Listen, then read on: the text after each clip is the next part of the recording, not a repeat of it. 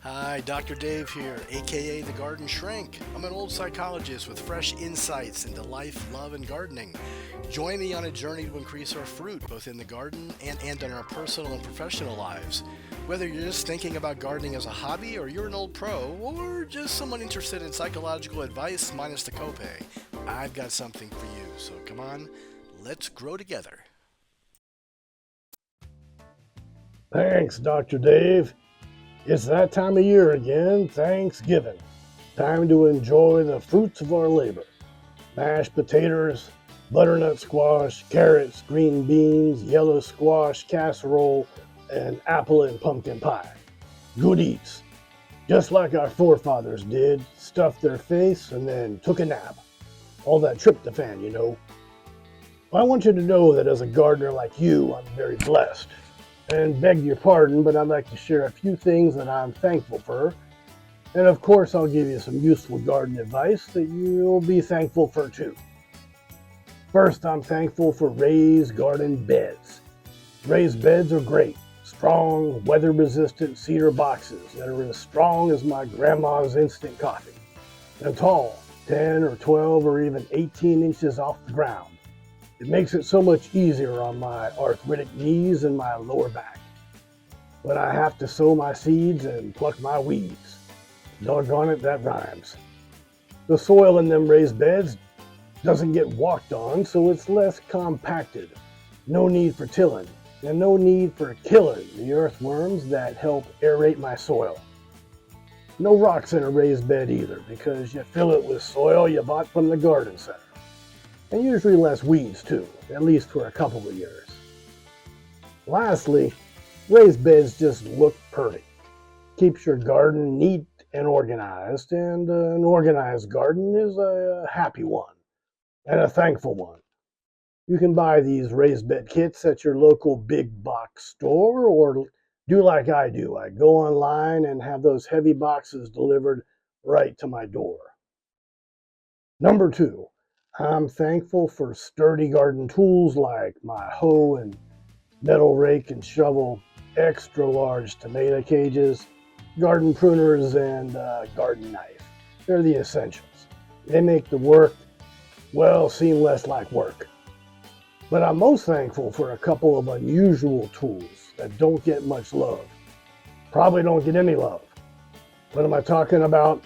I'm talking about my axe and my post hole digger. I know, like I said, unusual, but bear with me. Now, I don't chop wood with my axe. It's as dull as a casual reading of War and Peace. But as a hammer, it's the bee's knees. You ever try using a regular hammer to pound 6-foot tomato stakes in the ground? It's work. It ain't fun. But if I use the back of my heavy, full-size axe as a hammer, that tomato stake penetrates the ground like butter. And butter is better. And that post hole digger? No, I don't use it to put up privacy fencing. That's too much work. I use it to dig perfectly round, deep, symmetrical holes to plant my tomatoes and peppers and other transplants in. Deep enough to throw in some compost and fertilizer below the root line before putting in the transplants and covering them with soil. That post hole digger is better than a trowel, better than a shovel, and definitely better than your hands. It penetrates the ground like butter, and as we just established, butter is better. Thanks, Farmer Dave. Yes, there's a lot to be thankful for, including butter. You're thankful for having good tools in your garden. I'm thankful that I've learned to wait, to research and invest in quality tools for my life. But it wasn't always so. Like so many of us, I've learned sometimes the hard way. Ding, ding, ding, ding, he can be taught. What? You, Dr. Dave? Yes, me. In my much younger days, I stopped by a local car dealership tent sale. It wasn't on a car lot, it was at a mall. I thought, hey, I'm not buying, why not just look around? Well, after looking, I ended up driving home a car for a test drive overnight. Ding, ding, ding. You probably see where this is going, don't you? I didn't. And despite my father's and his mechanic friend's advice not to buy this particular model, which was polished in a beautiful shade of blue, I did buy it. And that was the worst car and probably the worst purchase of my life. Everything that never breaks broke eventually. Door handles and hood and trunk release handles, and a manual door lock. The radiator made of plastic cracked and needed repair. The driver's side window was rolled down one day and it wouldn't roll back up. And the paint faded and peeled. I won't name the make and model, but needless to say, this car and this company is actually a very reliable brand now, but not then. Moral of the story, heed advice. Sorry, Dad. And think quality. Everything that glitters is not gold. Continue to work on being patient and prudent. Waiting is a sign of maturity. Delaying gratification and curbing impulsivity is important in school and career success. Maintaining our physical and financial health, and in growing our relationships. One day I'll share with you some classic research studies that compared children who were able to delay gratification for a snack versus those who couldn't, and how that played out later in their adult lives. By now you can probably guess the outcome. Ding, ding, ding, ding. Ask yourself right now, what major decision or purchase am I considering that I should think twice on? Like maybe that Black Friday item sitting in your online cart right this minute? Us farmers are professional gratification delayers, so to speak. Seed to harvest can take 2 to 5 months. If you ain't patient, you might want to take up a different hobby like fishing, which don't require patience. For you non-fishing folks, that was an inside joke. Back to the holiday. Dr. Dave, I'm also thankful for the Ball Blue Book of Preserving, the Bible of Canning, and I'm thankful I heeded the advice of a fellow gardener to keep a garden journal. Now, my grandparents used to call the fridge the icebox. That's because back in the day, even before their time, that's all people had, a wooden cabinet designed to hold a big block of ice to help preserve food before they had electricity. For our ancestors, preserving food was essential for survival. They were quite resourceful and used methods such as curing and smoking, drying and pickling, and fermenting food to keep it from spoiling. They also used natural methods to keep food fresh, such as immersing it in cold water streams and rivers, or using root cellars that make use of the cooler temperatures below ground to store things like taters and onions, garlic, and carrots. Canning as a method of preserving food wasn't invented until 1809 in response to a competition initiated by Napoleon to create a better way of preserving food for his military on the battlefield. Nicolas Appert, Nicolas Appert, if you're French, won that competition and is considered the father of modern-day canning. Thank you, Nicolas. Canning is a hobby that goes hand in glove with vegetable gardening. Are you thinking canned green beans right now with the giant on the label? No, I'm talking about kosher dill pickles, cranberry apple preserves, and sweet yellow tomato chutney. The recipes are as endless as they are delicious. Check out that Ball Canning book I referenced. You can find it on Amazon. I'll guide you through the basics of canning in future videos. It seems a bit intimidating and somewhat scary, but it's not rocket science, it's just food science. But you gotta follow directions and do it right so you don't poison your family with botulism and miss Thanksgiving altogether. I'm also thankful for my garden journal. Tracking growing patterns, productivity, garden problems, and solutions to these problems has saved me more heartache than I can even tell Dr. Dave. And he is a psychologist. By the way, he wrote an excellent, detailed, and mildly entertaining blog post about all the virtues of keeping a garden journal on his website, www.GardenShrink.com. Check it out and you can thank me later. Thanks for the plug, Farmer Dave. In my 25 years of vegetable gardening, keeping a garden journal is one of the best pieces of advice I've received, and so I'm passing it on to you. Start tracking your successes and failures, your no-brainers and garden challenges for future reference. I can't tell you how many times I've looked back in my journals and rediscovered the answer to a current garden dilemma, like how I dealt with and stopped Septoria leaf spot from destroying my tomatoes late in the season. And yes, check out that post on GardenShrink.com for more information about how to start a garden journal. But keeping a journal is not only great for increasing your yield and effectiveness in the garden, it's a great tool for growing in our personal lives. It's a go-to tool recommended by many mental health professionals to help people tune into their emotional lives and to initiate and maintain the changes they want to make in their lives. In my experience, a fair number of people are turned off by this idea. I hear it all the time. I'm not a writer, or I don't like the idea of keeping a diary. Get rid of those ideas. We journal and track things all day long. They're commonplace and necessary. We just call them by different names. Logs, accounts, ledgers, memoirs, daybooks, planners, spreadsheets, calendars, to-do lists, registers, reviews, statements, chronologies, almanacs, agendas, and minutes. See, it's more than Dear Diary. Journaling has the potential to help us change our lives. And that's not hyperbole. Change is hard. Journaling makes it a little easier. How? Glad you asked.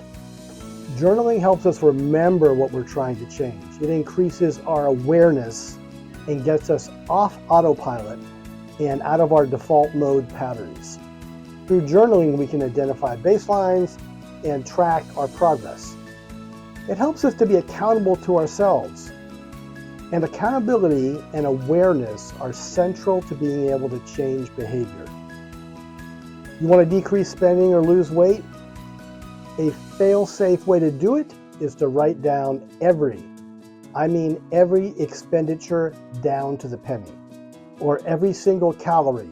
Measure and weigh all, not most, but all of your food. Writing maintains our commitment to the change process, and seeing it in front of our face makes us less likely we will overstuff our face. Take it from one face stuffer to another. Writing also engages different parts of our brain that helps us to analyze and integrate action and emotions. And writing is actually an action step that moves us toward our goals. We're actually physically doing something by writing. We're not just thinking or talking about it in the land of ideas, or simply trying to change, whatever that is. Doing is trying. Thinking is just thinking. Not convinced? All right, well, let me review with you and introduce you to the pantheon of one-name greats who have journaled. Buckle up, buckaroos, here we go. Beethoven, Darwin, Churchill, Twain, Edison, Thoreau, Patton, Mandela, Emerson, Hemingway, Franklin, Newton, Picasso, Rockefeller, Jefferson, Einstein, and Da Vinci. Is that one or two words? All right, well, let's move on to the two-name wonders. Anne Frank, Lewis Carroll, Marco Polo, he of swimming pool fame. Marco Polo. Lewis and Clark, and Marie Curie. And finally, a few modern-day journal aficionados. Oprah Winfrey, Larry David, Captain Kirk, Jennifer Ashton, Emma Watson, Brett Aldridge, and of course your friend, the Garden Shrink. I'm sold, Dr. Dave. Get me one of them college-ruled composition books and a quill pen. And read his blog. It's chock full of valuable nuggets about starting a journal.